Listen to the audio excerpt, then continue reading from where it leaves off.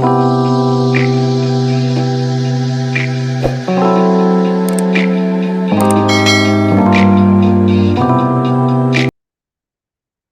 what's going on? I am Jamie Dawn, your evolutionary revolutionary astrologer, bringing you your celestial wisdom for the week of August 27th through September 3rd of 2023.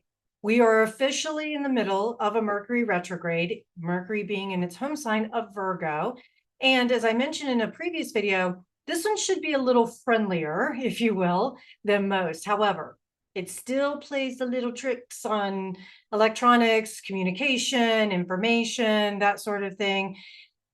And I've been on the receiving end of it. Yesterday was one of those days where I sat down to record this video, and I think I tried 5-6 times, and I just sounded like a bumbling idiot. Couldn't get my words to make sense, and I was all over the place, and I was like, screw it, I'm just gonna do it tomorrow. So here I am trying to record this again. So forgive me if it sounds a little bit, I don't know, discombobulated at times. I'm going to try and make sure that I stay on task here. But anyways, just giving you guys that heads up. So if you felt a little bit wonky, or the miscommunication was there, or you received information that didn't make sense, welcome to Mercury retrograde. Now, we also have the sun officially in Virgo, and this Virgo energy has me thinking a lot about organizing things. I actually stood at my pantry the other day, and I was like, I have so many things here that I don't even know if they're expired. They're cluttering. I mean, there's clutter in little places around my bookshelves here and things like that that are just annoying me. And so I'm really activated right now in clearing out some of the stuff that makes me feel a little discombobulated or heavy. And also, I think one of the other things is paying attention to our intuition during this time. With the retrograde, we've got so many planets now in a retrograde motion, which means that basically we're feeling it more internally, and our intuition, especially with Mercury retrograde, starts to really get super heightened. So something to just pay attention to, when you get these hits, or there's I get body sensations a lot where my third eye is tingling, or I get that gut feeling, or the chills on the back of my neck. I'm paying attention to that. If you're not familiar with this, if you're new to intuition and receiving information, as you've heard me say in previous videos, the body doesn't lie, right? It's always talking to us. And so keep paying attention to the way that the body's responding to things, and then open and stay curious, ask questions. When logic takes over, intuition takes a back seat, and they work together in tandem, because the logical mind, or the mind itself and the way it organizes information and interprets, is there to interpret. But if we let the mind take over, then we lose the thoughtfulness of what's happening in the body. So intuition is very symbolic. It's sensational, if you will. So working to marry those two. Just watch again for stories that we can often come up with. Not everything is as it appears to be when there's so many retrograding planets and Mercury retrograde. It has a tendency to create a little bit of fogginess for us. And with Mercury making a trine to Jupiter, sometimes that misinterpretation and that fogginess gets a little overinflated.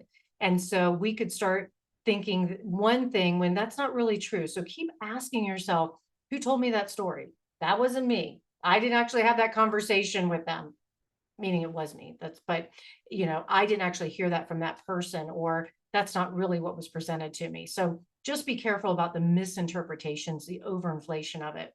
Now, this week in particular, on Sunday, we have Mars entering the sign of Libra until October 12th.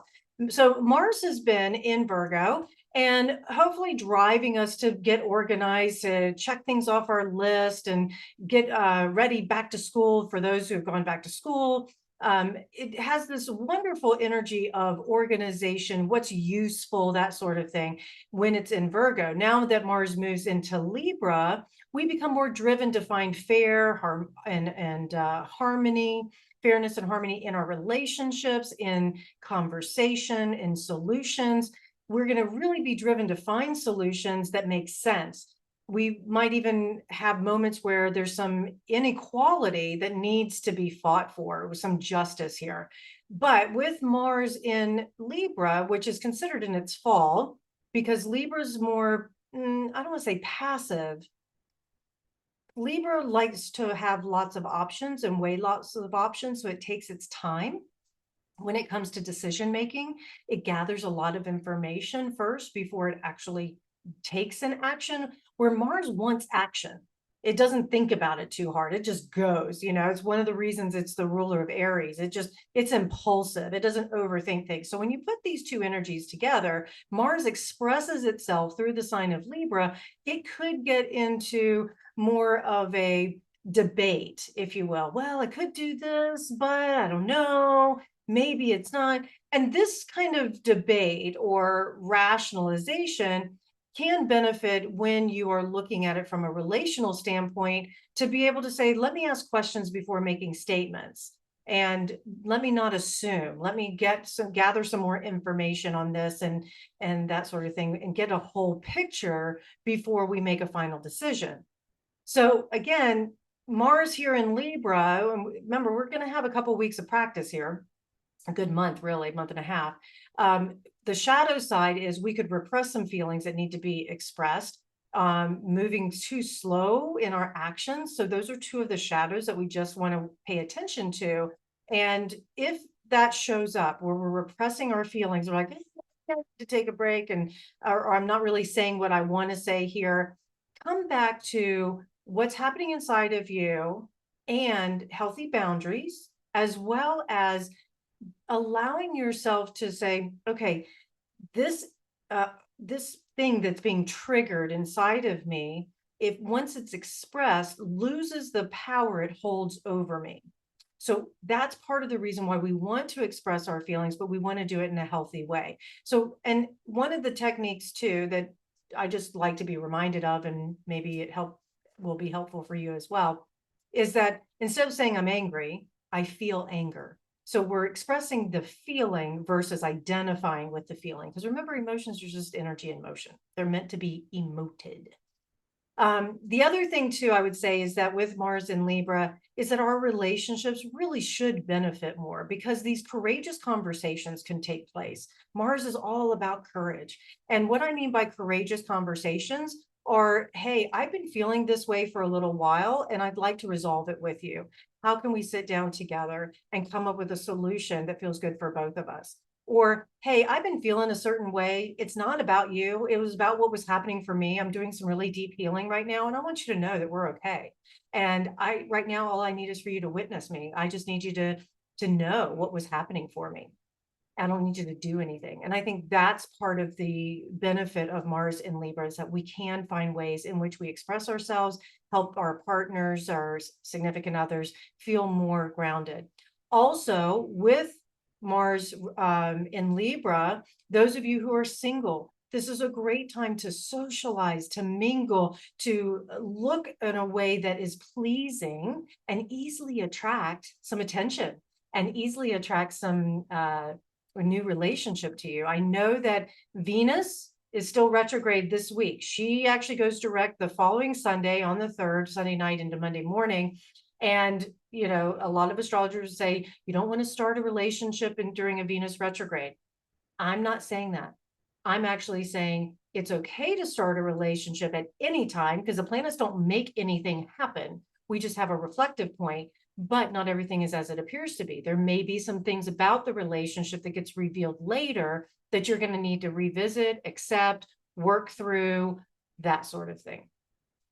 Now, on the other thing I want to point out, as I mentioned before, with retrograding planets, on Monday, late in the night on Monday, early Tuesday morning, depending on where you live in the world, Uranus is going retrograde. So another planet stations retrograde. Uranus is the great separator, and it's going to retrograde till January.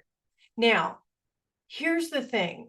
I call Uranus the great separator, also the awakener, but the separator because has this erratic orbit and it can feel like a sudden change or a splintering that happens in our realities, in our routines. Just when we think we've gotten comfortable with something, Uranus energy comes in and shakes it up for us. So that's why it's that great awakening, because we can often dull our senses, we can dull our lives by routine. And here comes Uranus going, nope, let's change that up.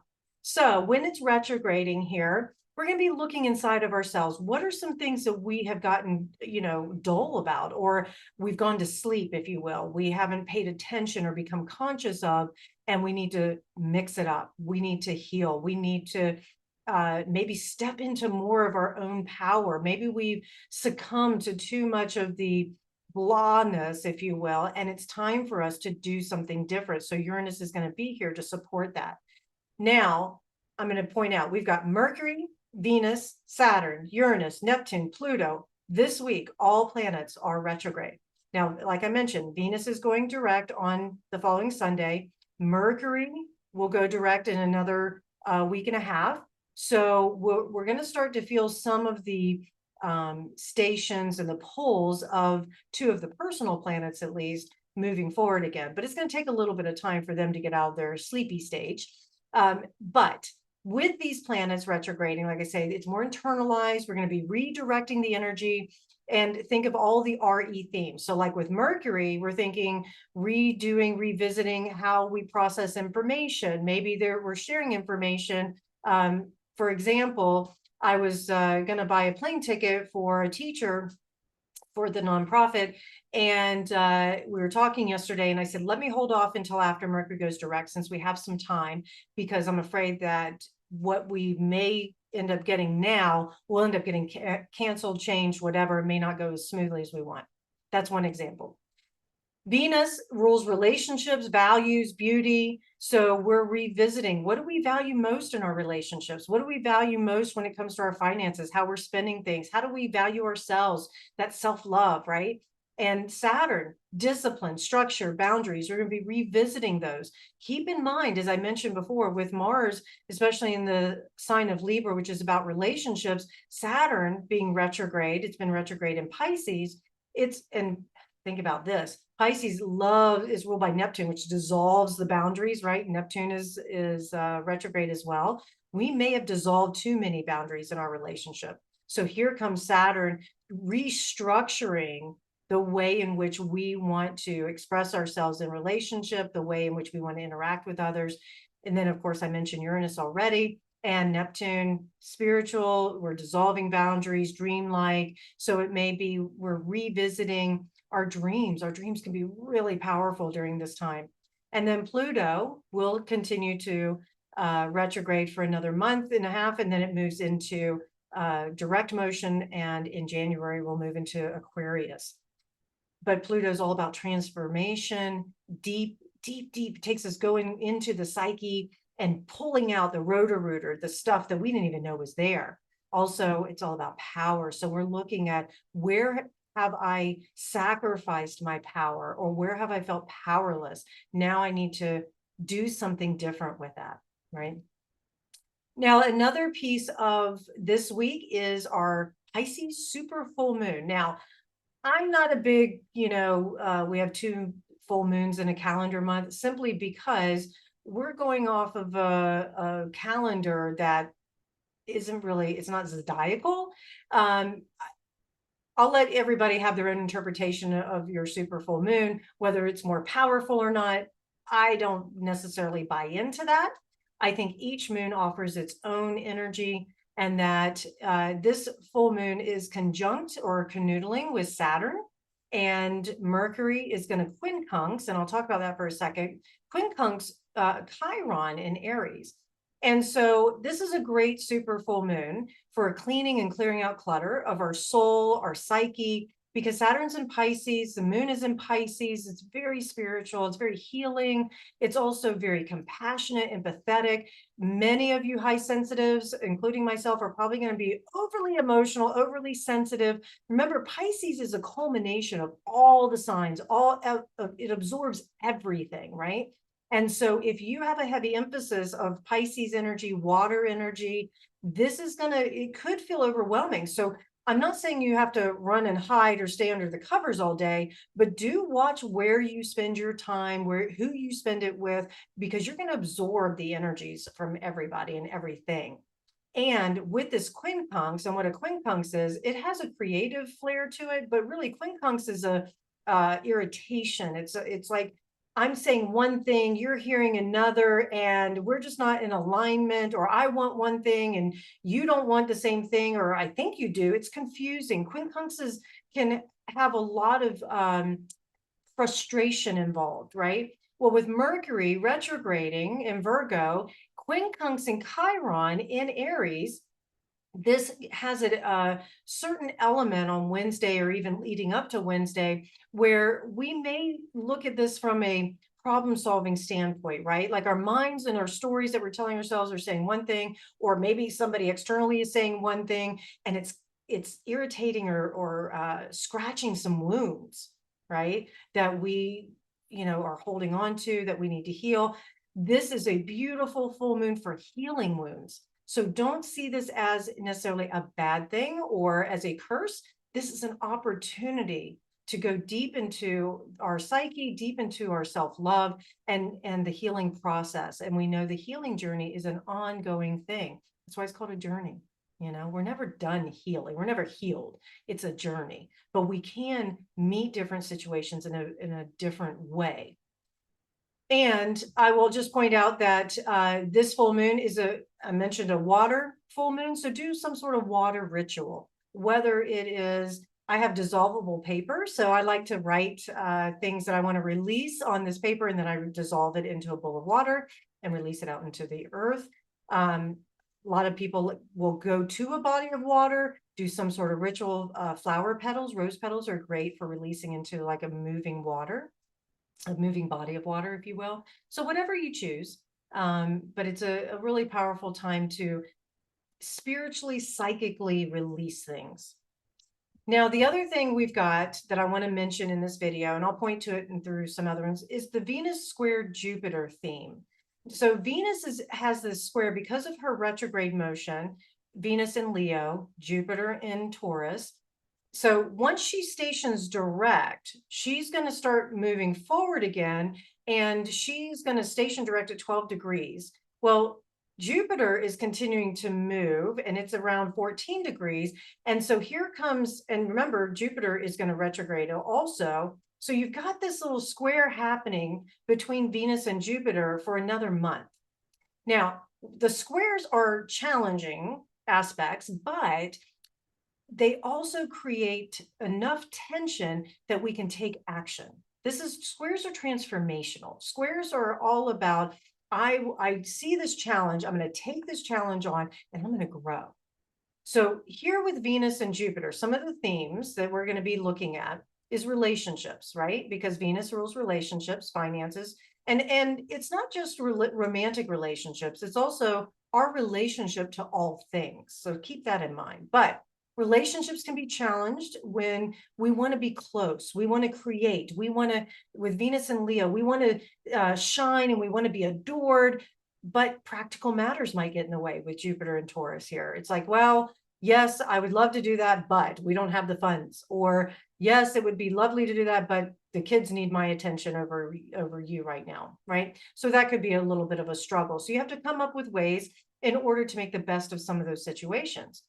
Speaking of children, there may be more issues with children or inner child work when you're working with Leo. And some of the healing and activation that comes up, it needs to be addressed. And with Jupiter, remember, it's the planet of expansion. Some things may seem bigger than they actually are. You may also find that on a practical level that you have to fund your kids' stuff in some way. Maybe a child's moving back home. Maybe you're having to fund their college, or something comes up where you have to pay for them in some way. There's that.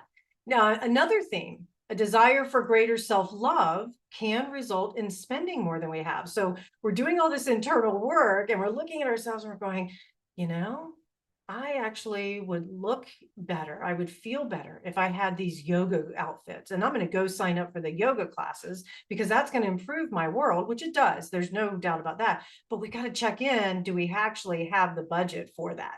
Right. Or it might be, I've decided to change my hair color. Okay. Can you afford to maintain that, keep up with that kind of thing? That's just little things. So we're just looking at that, what would help me love myself more? And do I actually have the ability to make that happen and sustain it? We also are looking at a theme around expressing our heart's desire. We want to have fun. We want to create. We want to be playful. Leo loves being playful. But again, Jupiter in Taurus says, do we have what we need to make it happen? Does it line up with my values? Yeah. Um, and there's a little bit of that push and pull of I really want to play, but I have to work. So that's another thing. We might be like, I want to take some time off, but I have bills to pay. Some of that. Another thing could be overpromise, underdeliver. So we may overpromise, underdeliver, or we're on the receiving end of it. I would offer that if you are on the receiving end of someone overpromising and underdelivering, see if you can take their intentions, hopefully as pure, that they really just wanted you to be happy. They wanted you to be pleased. I'll point back to Mars in Libra has a way of activating that people pleaser and saying, I'm happy if everybody's happy kind of thing. And then into the weekend, as I mentioned, Mars is in Libra. It's going to be quincunxing. There's that quincunx or in conjunct aspect again, that frustration to Saturn, which will oppose the moon in Aries.